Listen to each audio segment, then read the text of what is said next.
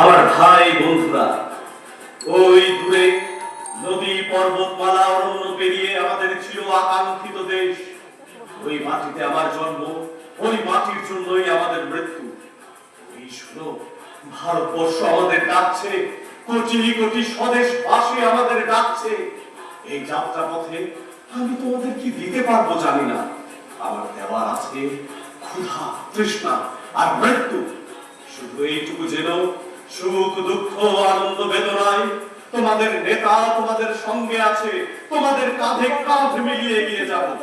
যতদিন না দিল্লির রাজপথ রাঙা হয়ে ওঠে আমাদের রক্তে। ভারতের স্বাধীনতা সংগ্রামের অফিসার ও সৈনিক বৃন্দ সারা পৃথিবী আজ তাকিয়ে আছে আরাকান রণাঙ্গনের দিকে।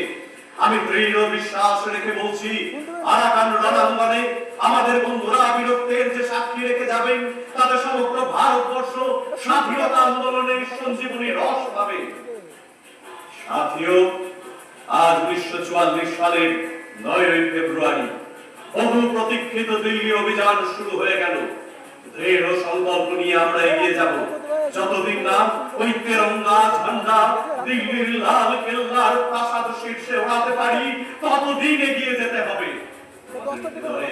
আজ একটি স্থির সংকল্প